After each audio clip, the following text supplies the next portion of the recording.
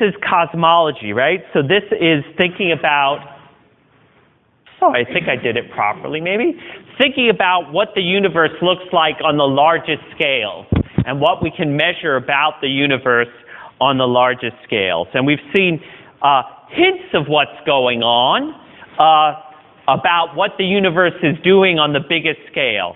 So one thing is this idea that all the galaxies that we observe are moving away from us. What does that mean for the universe on the largest scales? And we can think about what is going to happen to the universe. And then another thing, so that's thinking about the universe and how it is changing in time, let's say. We can also think about what is the shape of space? What is the shape of the universe?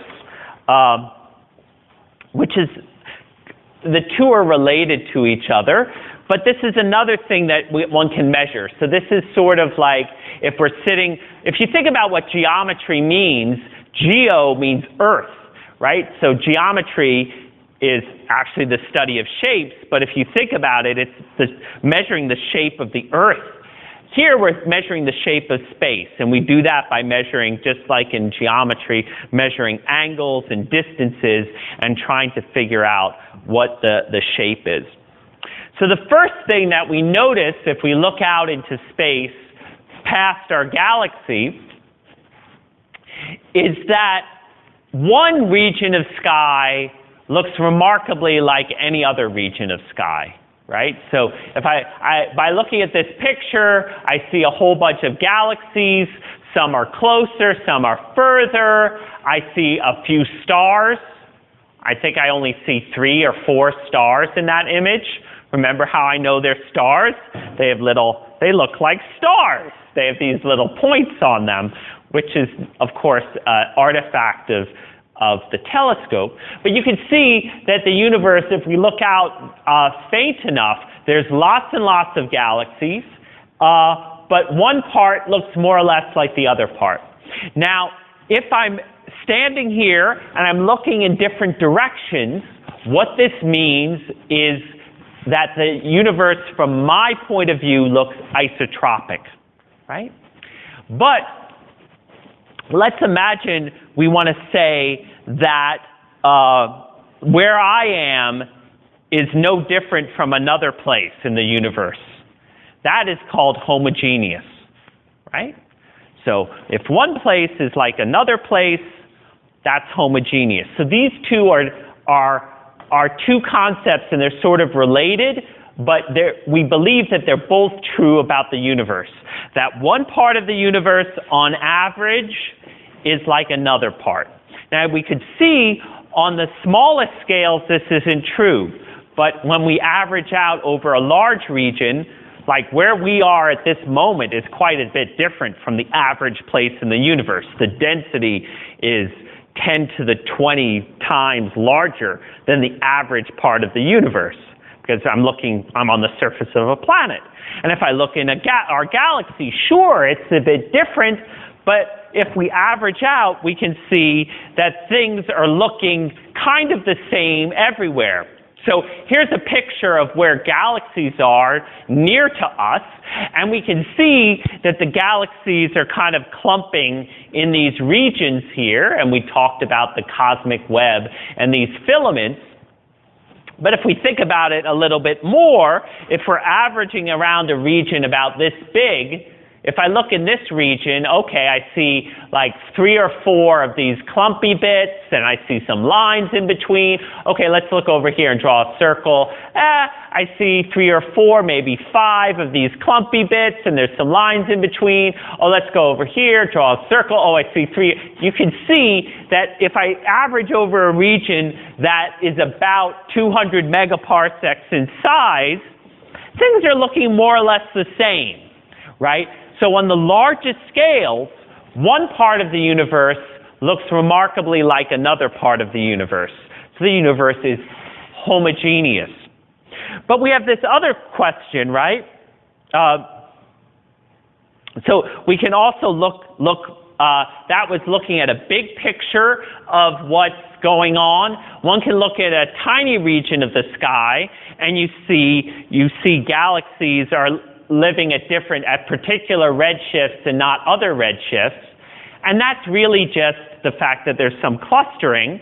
But if we were to look on average over a larger region, we find more or less the same numbers of galaxies per redshift looking far away than nearby.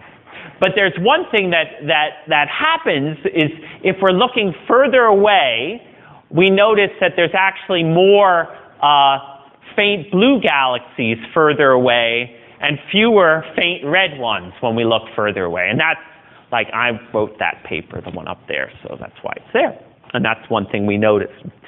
So then you would say, oh, I'm looking further away and there's more blue galaxies there than there are here. Does that mean the universe isn't homogeneous because it's different over there?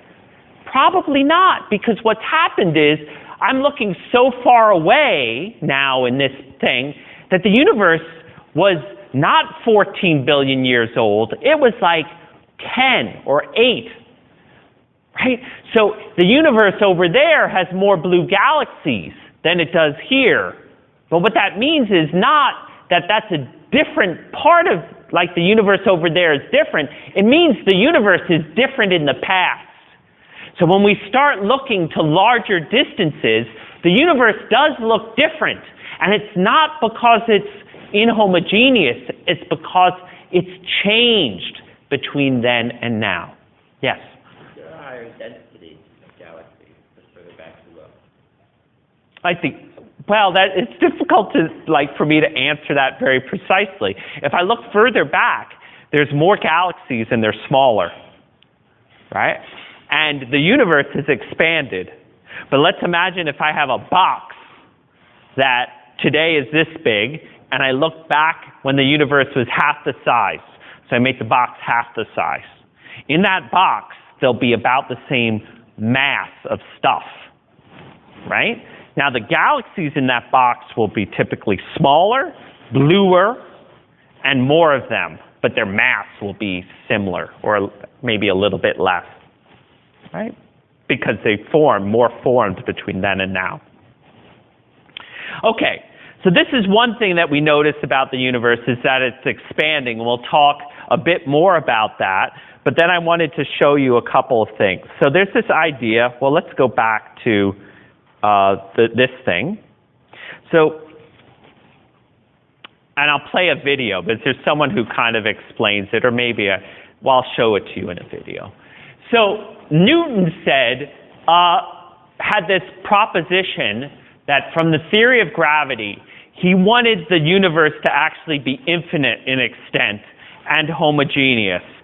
And the reason that he felt that is because if it weren't, you could imagine that the gravity would cause it to collapse, right? Because gravity in Newton's idea was always attractive. So by having the universe go on forever, he thought, oh, I have a galaxy here, or whatever, a star here. They didn't really know what galaxies were. And there'd be a star over there that would pull it this way, but there'd also be a star over there that would pull it the other way. And so everything would average out, and the universe would just sit there. And every part of the universe would be tugged in all directions equally, so nothing would move. It could be static. So Newton said from these sort of basic philosophical ideas that the universe should be infinite, it should be homogeneous, meaning the same everywhere, and unchanging, static. But here's a problem, right? So is the sky at night is dark. So that's a very basic observation. And this contradicts this idea that the universe is infinite, homogeneous, and static. And I'll show a little movie that shows this, but then maybe I'll do this one here. Because it's a very basic observation that you can make. So if we think about looking out in the sky, we have this sun that's sitting there. It's right there. And if we were in space above the Earth's atmosphere, that's what it would look like. It would be black around the sun. But now if the universe goes on forever and there's lots and lots of stars out there, eventually, no matter where you look, you would hit the surface of a star. Now, the stars that are further away will, of course, be smaller than the stars that are close up. But if it goes on forever, no matter what way you look, your line of sight will eventually hit a star, right?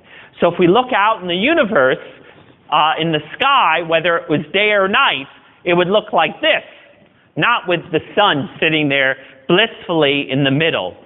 So what this means is that one of those three ideas was wrong. Do people understand that, or do you want to? I like this one. This one kind of explains a bit of the history. So I'm going to play.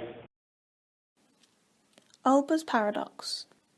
Isaac Newton suggested that the universe must be infinitely large and roughly uniform in its composition. In other words, the universe has stars scattered throughout it, and it goes on forever in all directions. He thought it must be infinite because he realised that a finite universe would collapse under the pull of its own gravity. However, this idea was challenged in 1826 by Heinrich Olbers. He pictured a universe that was 1. Infinite, 2. Uniform, and 3. Static. Static means neither expanding nor contracting.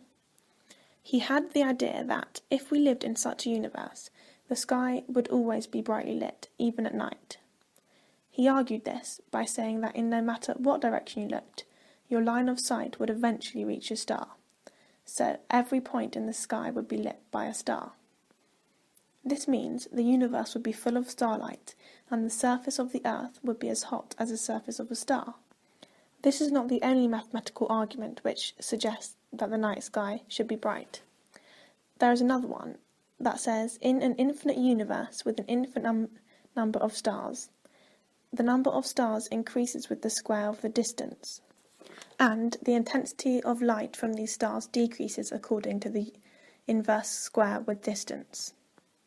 These two effects cancel each other out, and hence the night sky should be bright.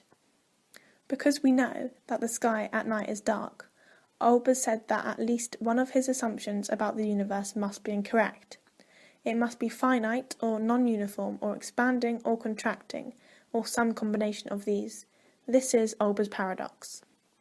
Olbers' paradox is an example of how big conclusions can be drawn from simple observations. As before Olbers, everyone knew that the night sky is dark, but no one had realised what the observation can tell us about the nature of the universe. So, to summarise, the definition of Olbers' paradox is, for an infinite, uniform and static universe, the night sky should be bright because of the light received in all directions from stars. So this is what the night sky looks like, right? So it's not uniformly bright like a star. It's actually dark. And, so this very, very basic thing tells you that one of the three ideas isn't right. So let's go back to our lecture, hopefully. There. So we have these three different things. Does it go on forever? Is it homogeneous? Is it unchanging? And it turns out, well, which one is the answer, right? Which of those three do we have to give up? It turns out it's the last one. The universe is not static, right? That's the key thing. And we already noticed that it's not static. So, and how did we notice was that the universe in all directions is expanding, right? And how does that help us to this problem, right? So let's imagine the universe is expanding, and very basically, let's not imagine it has a time in the past where it started, but let's just imagine it's expanding and it goes on forever. The more distant galaxies are more redshifted. So that little rule that she presented, how the flux goes down as the square of distance, it doesn't work out. It goes down much faster than the square of distance, because the light from these distant galaxies doesn't appear as visible light to us anymore. It appears to us as infrared light, or even further redshifted as it goes further away. So basically, since the universe is expanding, if we look out in a given direction, the light of the more distant galaxies is dimmed by more. So even if we look out and see the surface of the star, it doesn't appear as visible light. But I gave you a little hint. In fact, when we look out at a large distance, we do see this surface that we can infer is about the temperature of a star, but it appears now in the microwaves due to the redshift. In fact, that light from that time dominates the amount of energy and light in the universe, and we'll learn about that a little later. So that this Olbers paradox is solved by the fact that the universe is expanding, but also, in fact, if we look out far enough, we do run into something that is effectively like the surface of a star, but that is telling us something about how the universe has changed since the beginning. So all of these galaxies are moving away from us, and that's how come the universe isn't static, and that the sky is dark at night. It's because the universe is expanding. It's not because the sun is on the other side of the Earth. I mean, having the sun on the other side of the Earth is a necessary condition for it to be dark at night, but it's not a sufficient condition. You also need the universe to be expanding, which is like pretty amazing thing that you can conclude just from seeing that the sky is dark at night.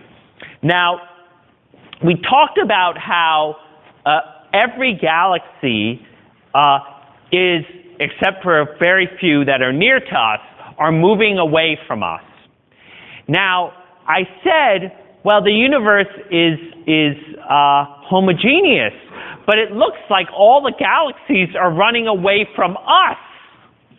That means we must be in a special place, right? If all the galaxies that we see are moving away from us, surely there must be something special about us. But the key is how the galaxies are moving away from us. They're moving away from us in a very specific way. That the galaxies that are further away from us are moving away from us faster, and these two are proportional to each other, right? If they moved away from us in any other way, we'll see that it wouldn't be homogeneous. But let's just do this example and think through the math. So we're in galaxy 3, let's say, and I look to the left and I see a galaxy a given distance away from us, and it's 100 megaparsecs away from us, and it's moving at 7,000 kilometers per second, which is just the Hubble constant times 100. Okay? And I look in the other direction, and there's another galaxy moving away from us, and it's the same distance, and it's moving away from us at the same velocity. Now, if I think about a galaxy that's twice as far away, number 5 and number 1, they're moving away from us at twice the velocity, right? That's the Hubble law. If you go twice as far, they're going twice as fast. So we can ask ourselves, what does it look like from the point of view of this galaxy, which is here, right? So this galaxy, if it looks to the right, it sees us. And we're moving away from it at 7,000 kilometers per second, right? So from the point of view of 2, we're moving away at 7,000 kilometers per second. And if we're on 3, which is us, we look one galaxy to the right, and we also measure 7,000 kilometers per second. So we agree. We see the same thing, except for different galaxies. But let's keep going, right? So if we look one galaxy to the left from galaxy 2, it's moving away from us to the left at 7,000 kilometers per second. If from our point of view, if we looked one galaxy to the left of us, we would also measure the 7,000, right? Now, if we look further from galaxy 2 to 2 galaxies to the right, you can see it's moving away at 14,000, just like we see. So if we imagine ourselves standing on any other galaxy will see the exact same pattern as we do. They will measure the same Hubble constant and the same Hubble law. They will see that more distant galaxies are moving faster away from us in proportion to their distance. So this is really important. Now, let's imagine that, for example, the Hubble law was that every galaxy is moving away from us at 7,000 kilometers per second. Boom. That they aren't moving faster if we're further away. Then if I'm standing on 3, I look to 4, it's moving at 7,000. I look to 5, it's moving at 7,000. If I stand on galaxy 2 now, and I look to galaxy 3, it's moving away at 7,000. That makes sense. But galaxy 4 is moving away at 14,000, it turns out, because it's moving 7,000 that way and 7,000 that way. So we have 7,000, 14,000, the same as in this picture. But galaxy 5 is also moving away from us at 7,000, right? So from this point of view, I would see 7,000, 14,000, and this galaxy would also be moving away at 14,000. So it would be a different pattern, right? Even more tricky is this galaxy. If this is 7 and this is 7, this galaxy would observe this one to be moving at 0. So the way the Hubble law works, from our point of view, everyone's running away from us. But since the ones that are further away are running away from us faster, in direct proportion, it will look the same from every other galaxy's point of view. And if it were any other law, that wouldn't be the case. So this Hubble expansion is the only way you can have the universe expanding, or the velocities look like, if the universe is homogeneous and isotropic. So this Hubble law is also evidence, believe it or not that the universe that we're in a special place. It's the opposite. They aren't running away just from us, but every galaxy is running away from every other galaxy in the exact same way. How the galaxies are moving away from us, the fact that as they get further away, their velocities get larger and proportional to their distance, is the only way, in fact, that the universe can expand and expand homogeneously, which means at every place the expansion is the same. So sort of an analogy to think about it is if you're baking some bread that has some raisins in it. As it rises, all of the raisins will move apart from all the other raisins. Of course, in the bread, you could imagine there's a center of the bread and an edge to the bread. But if you were right in the middle of the bread, you would just see everything flying apart from you. And things that are further away would go away faster as the bread is baking and expanding. This is sort of the way the universe is working, except there's no edge to the bread. It's just infinite bread. And everything is expanding away from everything else. There is no center to the expansion. And the only way for that to make sense is that from everyone's point of view, they will see more distant objects moving away from them faster. And you're going to do your tutorial number 6, which is Friday, and then going into next week, helps you figure that out and how the actual universe is expanding. So if we think of this Hubble constant that is measured, so that's the slope of the line, which is about 70 kilometers per second per megaparsec, one can think about that as a time, right? If you think about it, if you have a velocity divided by a distance, that's the opposite of time. It's 1 over time. But the Hubble constant, you can think of 1 divided by the Hubble constant. That's a distance, a megaparsec, divided by a velocity, 70 kilometers per second. And if you divide those numbers, you get a number of about 14 billion years. So what that's saying is if the universe was always expanding with this current Hubble rate, 14 billion years ago, everything was all piled together in one place, right? So an object that's 1 megaparsec away from us, it takes, at 70 kilometers a second, it takes 14 billion years to go a megaparsec. So if we play the movie back in time, that object that's a megaparsec away, 14 billion years ago, it was right where I am. Yes? When you say it's expanding, does it mean it's also stretching itself? Like, the galaxy itself is also stretching? The galaxies themselves. No. No. It's really, I mean, there's different ways of visualizing it. So, like, one way of people visualize it is, that the space in between the galaxies is somehow stretching. Another way you can think about it is just things are flying apart with this particular pattern that, the further you are, the velocity goes up.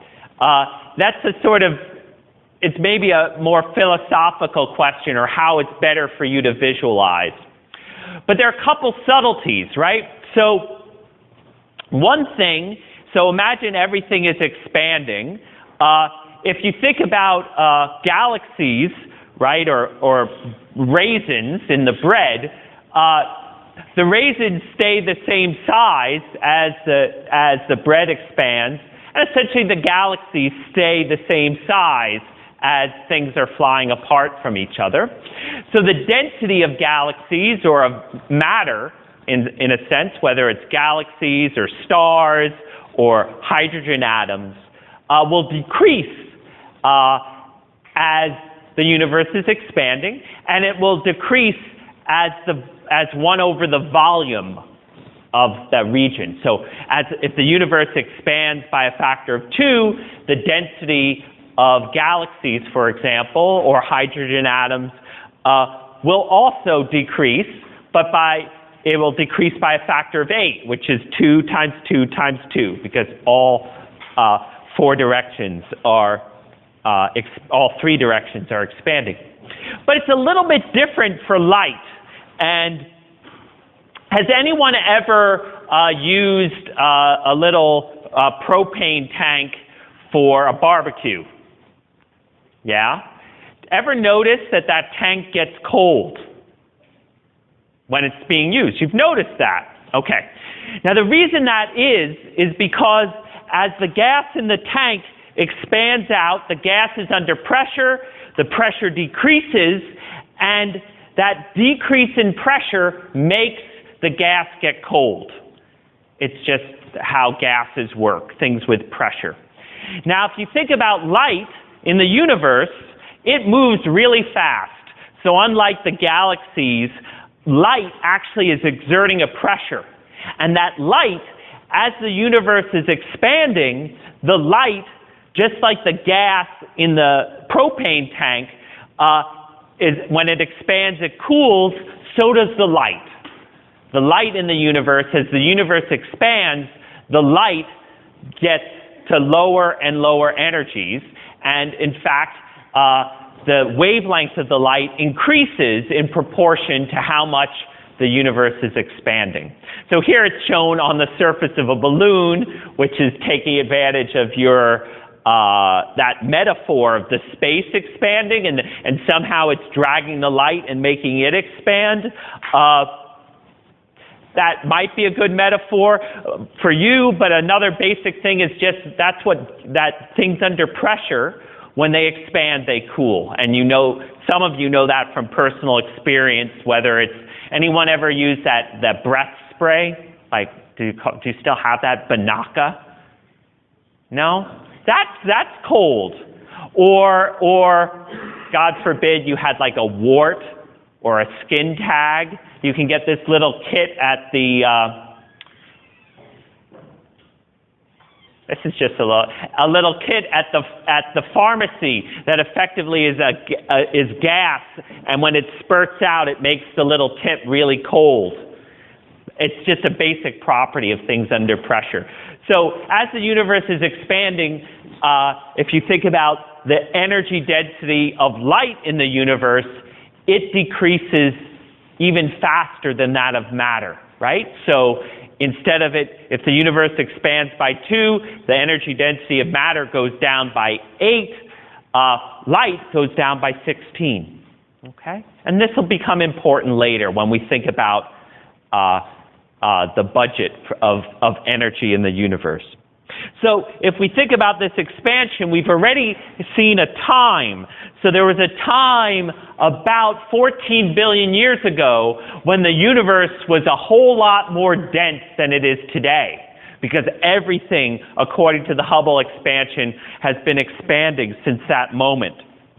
Okay, if we look at globular clusters, let me think, is this the same picture of the same one on both sides? I'm not sure. I think it is. This is the globular cluster 47 Tucanae, and when we look at it, we can ask, how old are the stars in this cluster of stars? And we find that the oldest ones of these globular clusters are also about 12 billion years old or so. The oldest stars in the universe, luckily enough, seem to have the age of about this Hubble time. There was a time when people thought these clusters were like 20 billion years old, and the universe was only 15 or even 13. That doesn't make sense. You can't have stars being born before the universe. Things have to go in a certain order. You need a universe to make stars. But this age of about 13, 14 billion years appears again and again. That is when the universe got started. Okay? So this event that begins the expansion of the universe, we call that the Big Bang. And this was actually meant initially to be pejorative, right? Because there was another group that felt the universe was sort of eternal, and it was just expanding all the time, and it lasted forever. And the alternative was that things started in a moment, this Big Bang, and they said, oh, it's just the Big Bang, and they were making fun of it. It's like a joke. But it turns out this is right, that the universe did start, it turns out, about 14 billion years ago, and how it's been expanding since then is initially it was expanding slower and slower, which is sort of what you would expect, what gravity would be doing. But then starting maybe 5 or so billion years ago, the expansion of the universe is getting faster and faster. And that's in the moment that we live now. But this is just a basic showing what's happening. And so as we go back in time, the universe is more and more dense, right? So, and we can see that. And eventually, if we go back far enough, you could think about it, it'll be so dense that, and also as you go back in time, it's getting hotter and hotter. Remember how I said the light, as the universe expands, it cools.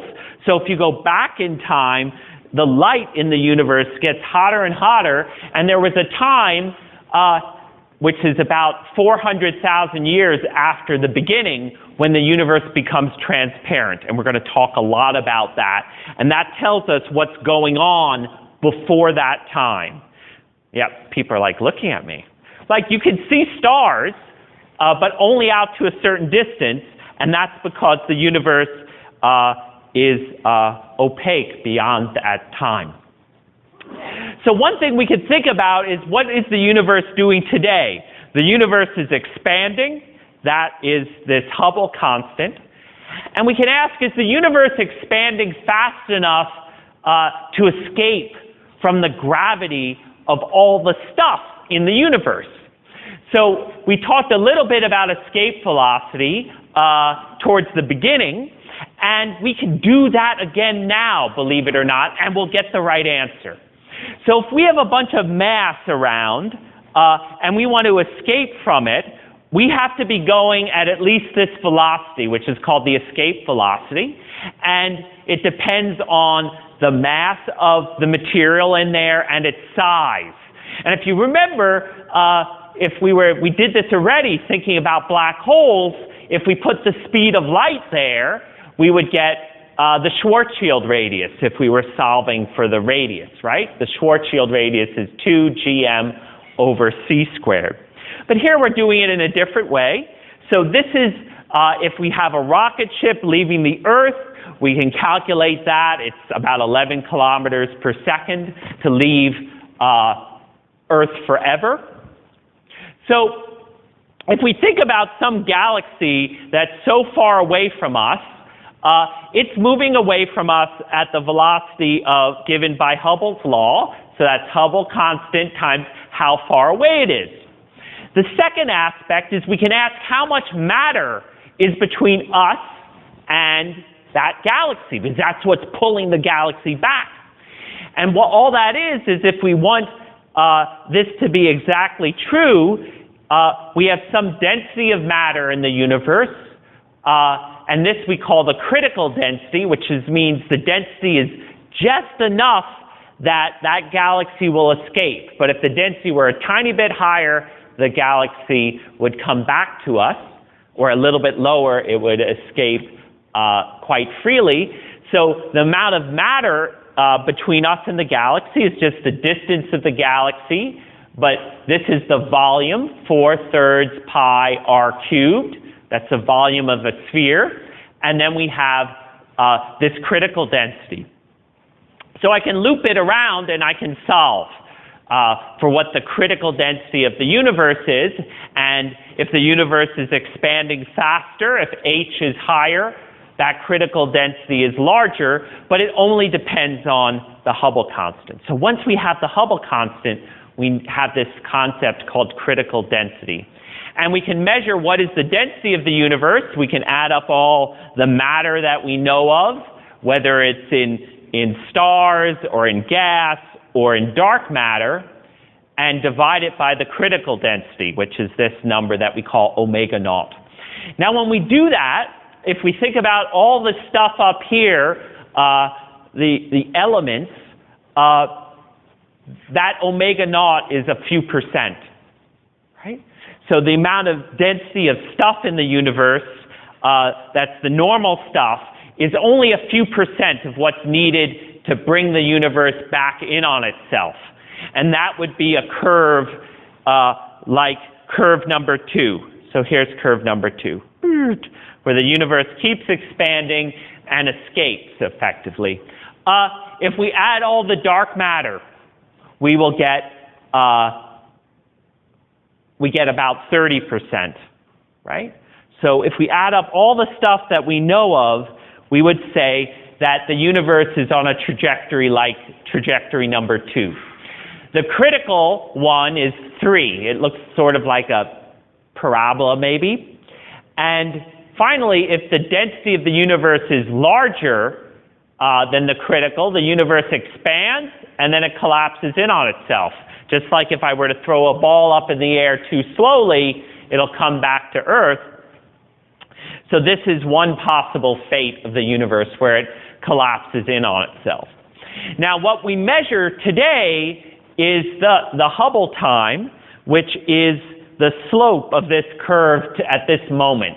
So all of these curves have the same slope here, and you can ask that quantity that I called the Hubble time is going back to this point, right? Back here. Now, I talked about a bunch of curves there where the expansion is always getting slower and slower, but then there's the curve number 4, which is a weird one, where at the beginning, the expansion is slowing, and then it starts to speed up. That's a weird one, but I've put it there just to be complete. You'll know what it is. I mean, that is what the universe is doing, number 4. So it's quite strange. So one thing to notice is if the universe doesn't have this funny property of accelerating the expansion, the actual time how long ago when the universe was actually at one point is always less than the Hubble time. The Hubble time is that dashed line. So if we measure the Hubble constant like we measure about 70, and the universe is this critical density, number 3, the age of the universe isn't 14 billion years, but it's closer to 10. And that's younger than the oldest stars. So that's a problem. Yes? With 4, though, wouldn't that mean that the universe is older than the Hubble time? Yes. Number 4 is dramatic. But in any case, if there's only normal gravity operating, then the universe has to be younger than what we call the Hubble time. And it turns out the universe is actually almost exactly the Hubble time, because we're in a situation like 4, but not as dramatic as what I drew there. Right? Number 4 is like the universe is maybe 50% older than the Hubble time. Right? Okay. That's a little puzzle. So this is just showing what it looks like, different possibilities. So if we think about what the universe is doing, in the case where it's above the critical density, it expands and then contracts back in on itself to a point. The whole universe is in a point, in a sense. That's weird to visualize. Or case 2 is where the density is just high enough that we're on this critical path, so it's always decelerating. That's number 2. Over the next one is a coasting universe, which is what would eventually happen if the density is much less than the critical density. What you would see is things just coast, right? That we're not noticing any deceleration. And then the last one is the accelerating universe. So what people were trying to do over decades is measure how the universe is decelerating, like comparing the Hubble constant today to the Hubble constant in the past. And people did that by measuring the velocities of more and more distant objects. And I'll tell you what they found, which was a big surprise. So the second property of the universe that we can talk about is we can talk about its fate, whether it's going to collapse in on itself or whether it's going to expand forever. But the second thing we can talk about is the shape of the space, right? Now, there's gravity, right? So gravity means that space-time is curved. But we could also imagine an experiment where we drew a really big triangle, like in these pictures, and measured all the angles or made some parallel lines and see if they come together. And we can measure the actual shape of space. Now, the shape of space turns out to be connected with the density of material in the universe. That sort of makes sense because mass makes space curved. So if the density of the universe is equal to the critical density precisely, then space is flat. Right? So we can measure. If the density of the universe is less than the critical density, then we have this idea of hyperbolic space. Now, how do we measure this?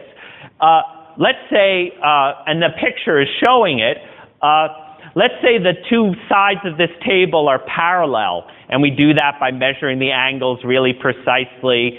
And then we extend these lines off into the distance, along here and along there. If the space is flat, these two lines will remain an equal distance apart. Right? If it's curved like the one on the right, which is negatively curved, we call it, those two lines will diverge. And if it's curved in the opposite sense, we call it positive curvature, they'll come together. So like the surface of the Earth, we could start out at the equator, and two of us decide to go due north, and we're walking in parallel initially. When we reach the North Pole, we'll run into each other. So you can see on a sphere, parallel lines come together. Yes? Oh, absolutely. This is the average curvature of space, like when I average over those little clumps of stuff, right? So on the big scale. On the small scale, yeah, I'm going around and I get curved by the sun, I'll get curved by this thing, and I'll be doing this, but by the time I go a long distance, that's what we're talking about, the average effect. So we actually do the measurement. So our lines are light rays that came from the beginning of the universe to today, and we can measure the shape of space. And I'll describe later what the answer is, which of these three. So if the universe is closed, the space is spherical, and a light ray that you shoot out in some direction will come back to you. And essentially, in this closed universe, space is finite, right? Just like the surface of the Earth, it's really big, and when we're sitting here, we can't tell necessarily that it's curved, but if I go far enough in one direction, I come back to where I started. It's the same if the universe is this positive curvature. Yeah? If we think of space like this, is that here static, or would it be... Growing. Yeah. It would be growing. It grows as the universe grows. But that doesn't change the fact that it's finite. It won't eventually open up. No, it won't open up. It kind of is stuck that way. It can, because opening it up would mean ripping the space. We don't want to do that. That we can't do in general relativity. Maybe in other things we can rip a hole through it.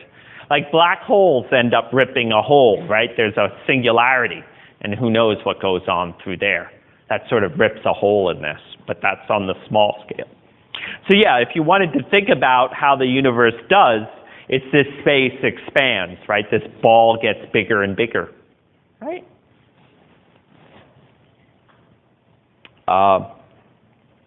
Okay, so we have the big universe, and we're thinking about what's happening. But we thought about this idea of the critical density.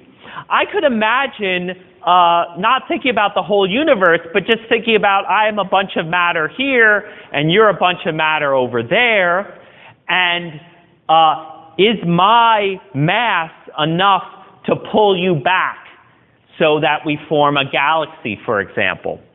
And it turns out that's a really powerful way of thinking about it. And the things that we think of as galaxies and galaxy clusters come from regions of space that just because of the randomness end up that their density is a little bit higher than the critical density. So if you remember, like the density of matter in the universe right now is like 30% of critical density. But if you go into the past, it ends up being closer to the critical density if you think about how the math will work. So in the past, the density of matter in the universe was much closer to the critical density. So if you had a region of the universe with a little bit higher density than the average, it would start collapsing in on itself and form a galaxy or a galaxy cluster. And regions that were a little bit below the critical density, the matter would get pulled out of them, and they would form voids. So if we think about what galaxies look like on the largest scale, there are places where there are lots of galaxies and places with relatively few galaxies. And these, if we play the movie back in time, the places with lots of galaxies, right now their density could be thousands of times the critical density. But in the past, all they had to do is be a little bit above the critical density, and gravity would do the rest of the work for it. Okay?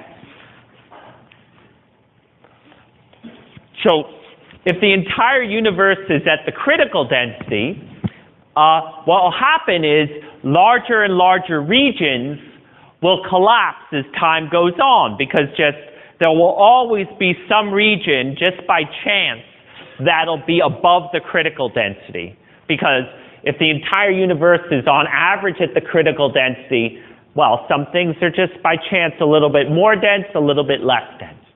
So that would mean today there'd be these really large regions collapsing. But that's not what the universe is doing, right? And this is basically like how we make clumps collapse to form stars, except in the universe, everything is starting flying apart. Whereas in stars, you imagine that it's just sitting there and it just has to win against nothing. Here in the universe, everything is flying apart, so gravity has a harder job in forming galaxies than forming stars. But if the universe, the key point is the third one. If the universe is actually at the critical density, even today, we would expect really huge regions to be collapsing. But that's not what's happening, right? So in our universe, the time when there was lots of action is past. It was when the universe was about a third of the size today, right? So it was 3 times smaller, maybe a redshift of 2. And that gives us a hint, right? So what that means is when the universe was a third of its size, its density at that time was very close to this critical. The density of matter was very close to the critical density, which tells me that today the density of matter in the universe is about a third of the critical density, okay? So the universe actually, just that idea of what sorts of structures are forming at what times tells us that the density of everything, of the matter, whether it's dark or visible, falls short of the critical density. So the bulk of the galaxies formed in the past. But there's something, so when we count up galaxies and clusters, there's very few that are really, really big. Whereas if the universe were at the critical one, you would still expect these clusters, 2 clusters here, just on average, they would smush together and make an even bigger thing. But that's not happening. There's a maximum size, very few things. But there's actually even fewer than you expect from just the density falling short by a factor of 3. So something in the universe, and this was maybe the first hints of that, is pulling things apart. Right? It's not just that they've started out just flying apart and gravity has to overtake that. There's something actually pulling them apart, resisting the force of gravity. And that thing we call right now the cosmological constant. So here's the sort of definitive measure of that, which came a little later, is people measured the Hubble constant out to more and more, to higher and higher distances. And that's what this is showing here. So we have distance along the bottom and redshift going up vertically. And the idea of the Hubble law is that as the distance increases, so too does the velocity. So that's a straight line in this plot. And that slope of the line is about 70 kilometers per second per megaparsec, which is this part of the line here. Now, if you look far enough away, this is a redshift of 1/2, a redshift of 1. What you have to realize is, okay, Jeremy said the Hubble constant is constant and the universe has to expand in such a way, otherwise it's not homogeneous. But when I look out to a redshift of 1/2, I'm looking back in time, right? I'm looking back in time a long way, and maybe the universe back then was expanding differently than today. And it can still be expanding homogeneously, but if I look far enough away, I'm looking back in time, and maybe the universe was expanding faster then. So gravity pulls things together. So what you would expect, if we looked far enough back in time, the velocity of the objects would be faster than you would expect from the Hubble law today, right? So that's this red curve up here. So what that's saying is back then, the Hubble constant was a little bit larger, right? Because gravity is pulling things together. If you remember that curve showing the entire expansion history of the universe, the slope of that is always decreasing in time, and that slope is the Hubble constant at that moment. So here, the red curve is the decelerating universe. The next curve, the purple curve, is if the Hubble constant is indeed constant with time. That's the coasting one. But where are all the objects? They're all to the right, which is saying back then, if we look at the bottom, that's the distance away, right? So 3,000 megaparsecs, so about 10-ish billion years ago, maybe a little bit less. The Hubble constant was less than it is today. It was less than it is today.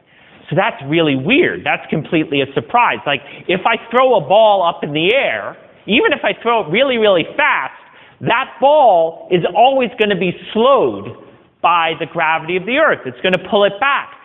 But in the universe, what's happening is the galaxies are actually moving apart from each other today faster than they were in the past. And that's what this measurement is showing. So the slope of the line back then is shallower than today. So the galaxies were moving apart slower here than today. So we call this an accelerating universe, right? The velocities are increasing. It's accelerating. And that's completely a surprise. So this universal accelerating force can't be dark matter. Dark matter is like normal matter, and it pulls everything together. But what can it be, right?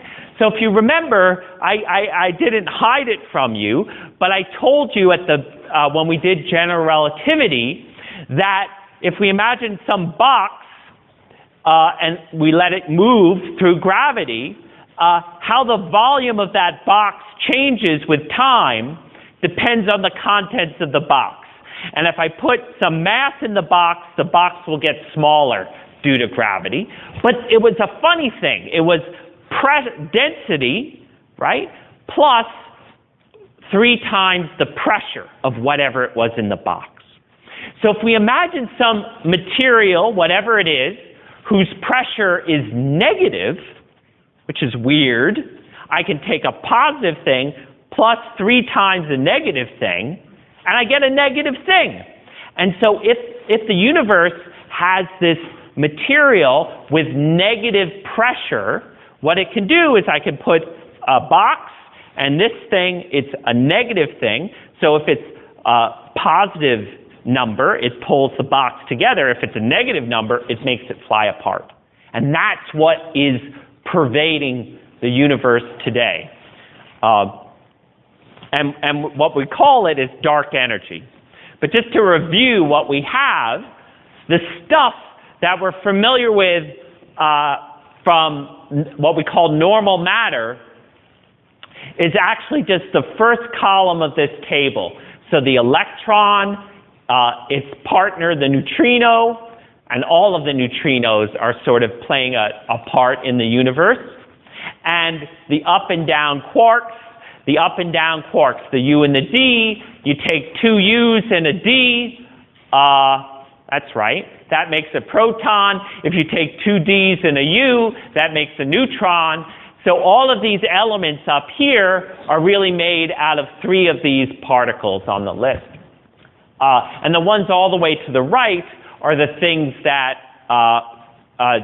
make forces between particles.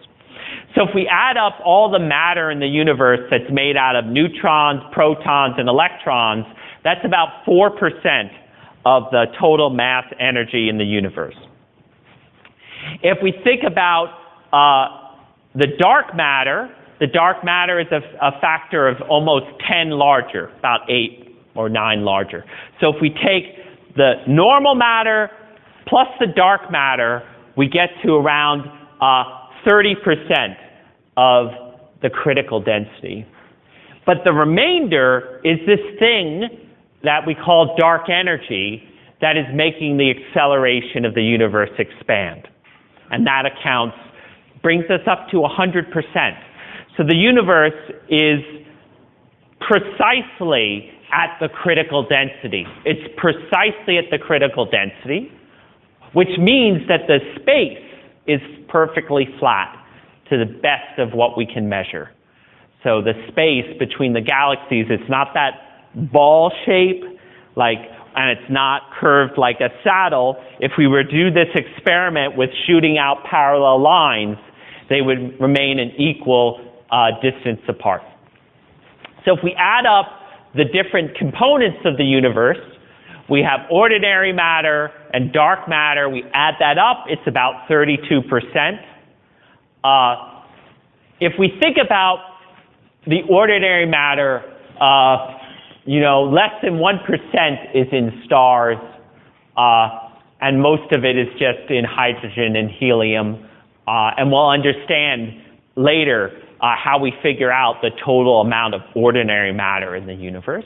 We don't have to do it by counting stars, it turns out. There's a cool thing that we can do. The dark matter that we've seen in gravitational lensing, in clustering, in the rotation curves of galaxies, is about 5 times the amount of ordinary matter. So if we add those two up, that gets us up to 32%. The rest is this stuff called dark energy. Now, if you remember, I said we have different components in the universe. We have matter. As the universe expands, its density goes down as the volume. We have radiation, whose density goes down as 4 times, 1/4 times the volume of the universe. This dark energy, its energy density is constant with time. So if we think about what's going to go on in the future, if we push this clock into the future, the blue part of the pie gets bigger and bigger and bigger, because the energy density of dark matter is constant, whereas the other components are less. Yeah. Even though it's at a critical mass. The critical density. Yeah. Which would mean that it should be just the constant, the one where it just went straight up. It's still expanding because of the dark energy. Yeah, the dark energy is this, like if it were normal matter, normal matter pulls things together. But in general relativity, pressure plays a role, not just energy density. And that pressure part, because it's negative pressure, pushes things apart. So let's just think about going forward in time, right? The density of dark energy is a constant, and the other two parts get less and less. So the blue part of the pie with time gets bigger and bigger and bigger, right? But now if we go backwards in time, the energy density of the dark matter and ordinary matter is larger in the past, because the universe was smaller, and we still have to pack all those atoms and dark matter into a smaller volume. So in the past, the black and green part of the pie were bigger. So if we go back in the past, maybe when the universe was about 1/3 of its size, the matter dominated over the dark energy. So how the universe worked is it was decelerating, and a few billion years ago it started to accelerate. So, and that's the next thing that people have actually measured even further away, and you can measure the deceleration. So there we saw initially, like today, the Hubble constant is larger than in the past, but then that curve twists the other way of the Hubble law at even larger distances, and people are trying to measure that more and more accurately. But let's go back further in time. So we talked about, if I go back in time a ways, the role of dark energy becomes less and less important if I go backwards in time, because the matter in the universe, as you make the universe smaller, its energy density gets larger and larger.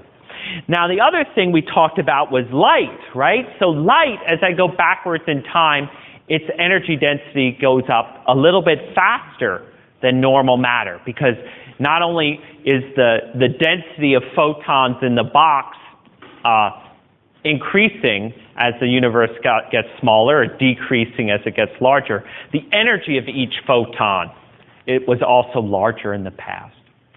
And if you think about it, when the universe was about 1/1000th of its current size, it was a long time ago, the energy of the light, or the temperature of the light, the energy was 1,000 times larger. Its temperature was 1,000 times larger. And today it's about 3 degrees. Then it was 3,000 degrees, which is like the temperature of a surface of a star. Now, if you think about the surface of a star, it's hot enough that the electrons can leave the hydrogen atoms. So if we take, or at least a large number of those electrons can leave the hydrogen atoms.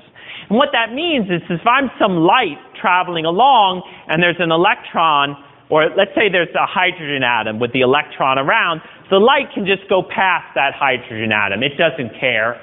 The hydrogen atom doesn't have any charge, and light interacts with charge. If it's so hot that the electron's sitting over here, the light comes along, oh, there's an electron, and it scatters and goes in a different direction. So when the universe was about 3,000 degrees, light couldn't move very far without changing its direction. So when we think about that, if we think about a material where light doesn't go in one direction, that material, we can't see through it anymore. It's opaque, or maybe a better word is translucent, like it doesn't absorb the light, but it changes direction. So this idea of this Big Bang theory, if the universe was indeed much smaller in the past and hotter in the past, there was a time when the universe was opaque, and at that time the universe would be about 3,000 degrees.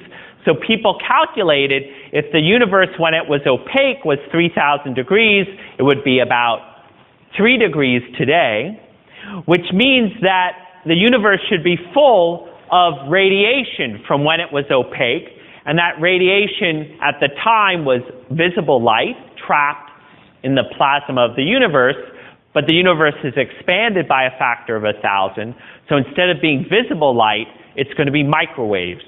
So people said there are going to be these microwaves throughout the universe if the universe indeed started with a Big Bang. So these two guys, Arno Penzias, which is on the right, and Robert Wilson on the left, worked for the telephone company, believe it or not, in the United States. Now, some of you may have seen something like this, something that shape. Has anyone ever seen this sort of thing? So this is a microwave antenna. So has anyone ever been to, on Kingsway, just when it goes into Burnaby, there's a big Telus building across the street from the park. If you look on the building, you'll see lots of those things. And what they do is they point at another antenna far away, and they transmit your phone call or your data by microwaves across whatever, large distances. Rather than having a wire, you can just transmit a phone call with radio waves. But here it's microwaves, and you can pack more phone calls and more data in microwaves than in radio because the frequency is higher. So these guys were, of course, quite naturally trying to make better microwave antennas for the phone company, as you do, because that's how you transmit phone calls, or at least in the 1960s over distances, was with microwaves. So they're building this antenna, and they notice no matter what they do, they're always getting noise, static in the antenna. They cannot make it, so they work very hard to make sure all their amplifiers are perfect or as best they can do, and they calculate how noisy it should be given their equipment. And then when they measure, and they just point it at the sky, so there's nothing coming from like someone's telephone call, they find that that there's no noise, there's static. They're hearing this static. And what that static was the radiation from the Big Bang, right? So when they started to measure it more carefully and thought about it, that static they're getting corresponded to radiation that you would get from a black body, like an oven, that we talked about earlier. Instead of it being hundreds of degrees, it's just 3 degrees. So the static that they were hearing, this microwaves from the universe, is just radiation with a temperature of 3 degrees. And people have measured what it looks like, and it looks exactly, the squares are the measurements, but the error bars are much smaller than those boxes, and the curve is a black body curve. So if you think about what a black body is, it's radiation in a box where the radiation can't escape. Well, clearly the universe is a box from which radiation can't escape. There's nowhere else but the universe. So the universe is full of this microwave background radiation that comes from the moment when the universe became transparent. So if we look at this in detail, this gives us a snapshot of the universe at a moment in time, 400,000 years after the Big Bang, or 13 billion years ago. But this is the oldest light that we can see in the universe. So it's really a treasure, but it tells us a lot. It tells us what the universe was like at that moment in time. The universe is pervaded by microwaves, which is the leftover heat from the Big Bang.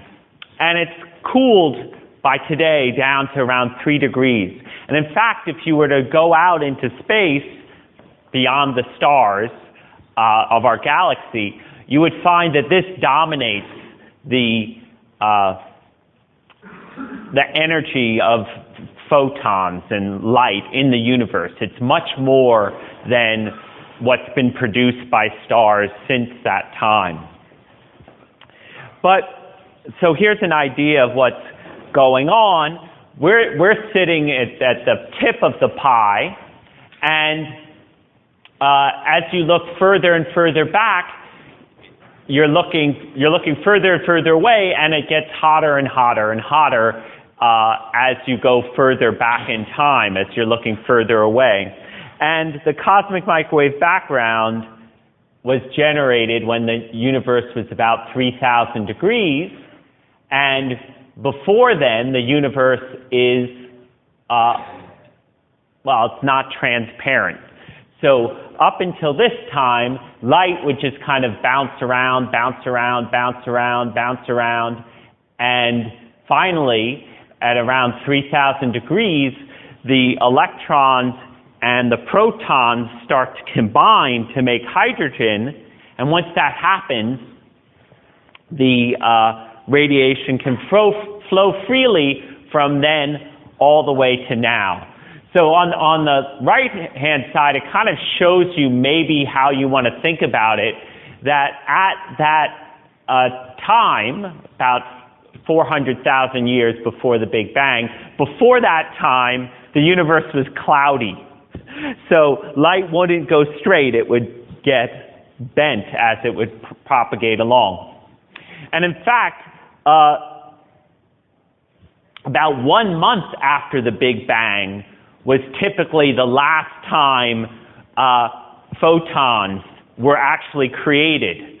From 1 month after the Big Bang until today, the cosmic microwave background photons, all they've been doing is from 1 month to 400,000 years, they just bounced around without getting absorbed. They just got scattered. And then from 400,000 years till now, nearly all of them just propagate unimpeded to us. So this light that we get from the cosmic microwave background actually was made 1 month after the Big Bang, and it became free of the matter 400,000 years after the Big Bang. So it really, really, really, really is old light. And it's going to tell us a lot of cool stuff, and we'll get into that. and we can still, we'll talk today going back all the way almost to time zero. It's hard to read what it says there, but maybe I don't want you to read it. But the things that we'll talk about, the earliest stuff that we'll talk about is around 10 to the minus 32 seconds after the Big Bang. And we have very strong hints of what went on at that time, about 100 seconds after the Big Bang. But right now I'm going to talk about 400 seconds, 400,000 years after the Big Bang. So this shows a picture of what this cosmic microwave background looks like. This is an experiment called Boomerang, and it was the first experiment to actually do this at this scale.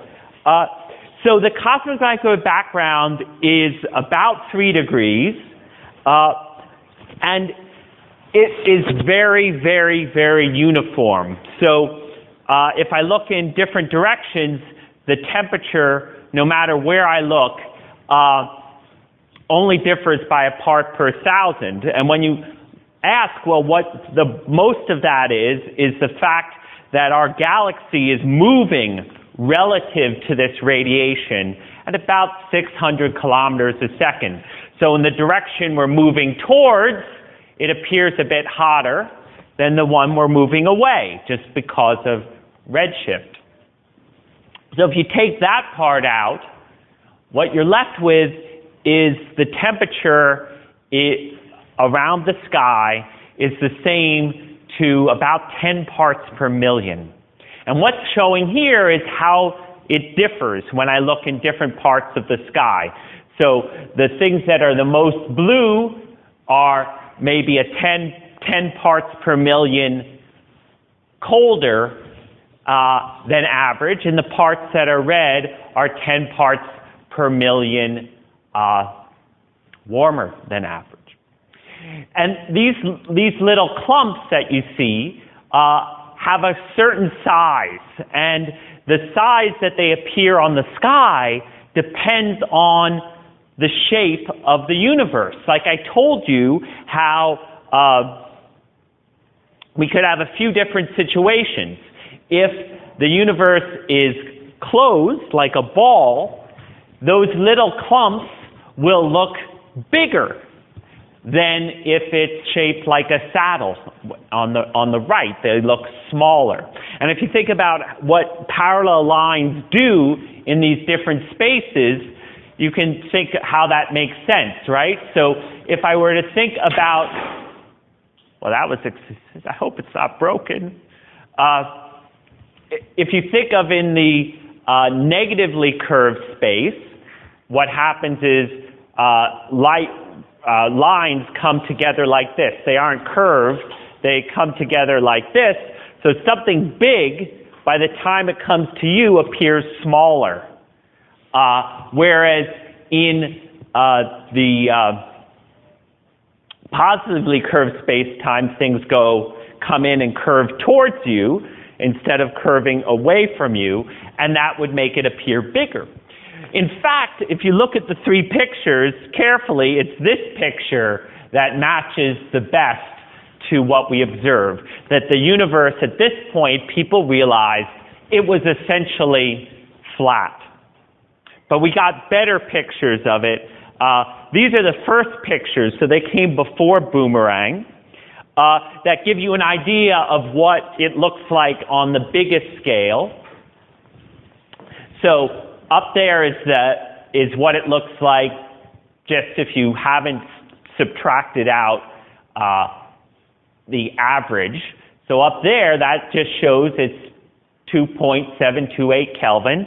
And if you take the average of that image, which is that number, and subtract it from that, you get the second image, which, like I said, shows that if I'm looking in certain directions, the microwave background is hotter than in other directions because of our motion through it. The lowermost one is now, we've subtracted out that pattern, that simple pattern of hot and cold across the sky, and this is what we get that remains. Now, you'd be like, whoa, that looks really like something's going on, and in fact there is. This middle part is just the emission from our galaxy itself. So we have to think about how to remove that. But what's important is if we look outside of the plane of our galaxy, we see things that are hot and cold, and the typical range in temperature is 20 millionths of a degree Kelvin. So it's from here is 3 Kelvin. This is 20 millionths, so about 10 parts per million. Some areas are hotter, some areas are colder. What it shows on the left is what the whole spectrum looks like, and it looks almost precisely like a black body. If you look on the bottom, it shows what are the errors with respect to that. So this was the first pictures of what this background looked like. It's not perfectly smooth, but it's really, really close to smooth. And if you remember that boomerang picture, that showed a tiny bit of this sky. This is an experiment called WMAP that a lot of people here at UBC worked on, which measured how the cosmic microwave background looked like across the entire sky. And you can see that there are these little sort of, there's a scale to it, right? All the little dots that you see are about 1 degree across. And they're 1 degree across. That tells us again that the universe is essentially flat. So omega naught, the total amount of dark energy, dark matter, and regular matter adds up to the critical density. And in fact, only about a little more than a quarter is matter, and the rest is dark energy. Now, we'll learn a little bit later why these little things are that size. So here's how things improved. That was that first map that I showed you after they subtracted out the effect of the galaxy, and then WMAP gave a more clear map, but you can see it's the same structure, it's just been higher resolution.